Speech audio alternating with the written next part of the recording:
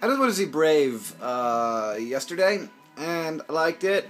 Wasn't my favorite Pixar movie ever, but I liked it a lot. But that's not what I want to talk about today.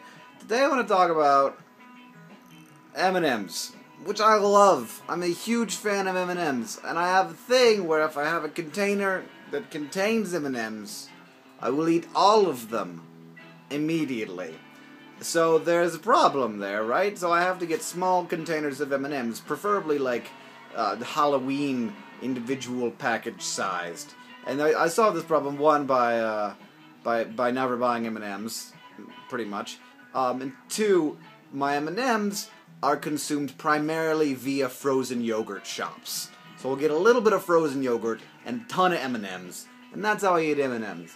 Now the problem here is that when I was going to the movie theater last night, and I was like, okay, well, I'm hungry, I haven't eaten, and I'm gonna not eat for 2 hours, so I should get some M&Ms. And I go to get some M&Ms, and it's a huge freaking box. It's like 800 calories of M&Ms, and if I buy it, I'm gonna be sitting in a movie theater for the next 2 hours, not doing anything with my hands or my mouth, eating M&Ms. And this is just a terrible, terrible idea, and I will eat every one of them. I know that I will. So I'm not going to buy that. And they're $4.15, which is a lot of money for that many M&Ms. The problem here is that the movie theater wants a certain amount of markup.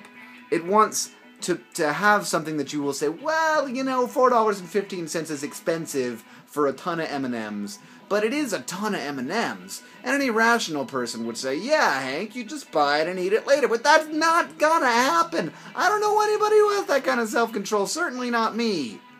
So here's the situation. I just want that, like, just sell small M&Ms with the exact same markup. Like, if those M&Ms cost you $1 and you're selling them for $4.15, then get the 50-cent small M&M thing and sell it for $3.75 or whatever.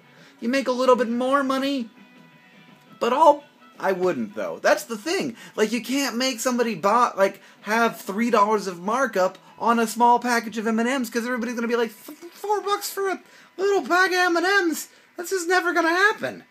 That's just not. And so they sell you these giant things. Same thing with the freaking drinks at the movie theater. There's the tiny cup is $80, and then the giant one is $81. That's how they do it. And I'm, of course, exaggerating. But not that much. It's sort of ridiculous amount of money for sugar and water and citric acid, usually some caffeine. It's ludicrous. And yeah, okay, sure. That's how movie theaters pay for themselves. They don't get that much off the, but I mean, there's a difference between, you know, making your business work and just exploiting people. And now, because some lunatic, and this is now I'm totally on a tangent, because some lunatic was crazy and killed people because he's a crazy person, now there's a sign on the thing that says, your bags are subject to search. And I want to know if there's some movie theater executive somewhere who saw that and was like, excellent. And, like, super evil to, like, take advantage of this situation. And now they're, like, looking through women's purses to see if they got a can of Sprite. Because I don't want that much Sprite, people! That's the thing.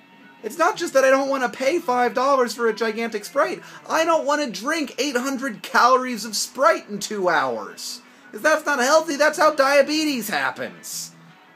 Frickin' movie theaters. I just wanted some M&Ms. And instead I sat there hungry the whole movie. Because I just can't do it. And then I would have felt terrible. Not, like, emotionally, but physically. It's just ludicrous. That's how I feel. And, yeah, sometimes I go to the convenience store beforehand. Snag myself a can of Coke. And some Junior Mints. The small box of Junior Mints. Because I'm not a crazy person, and I eat normal amounts of food. Jesus.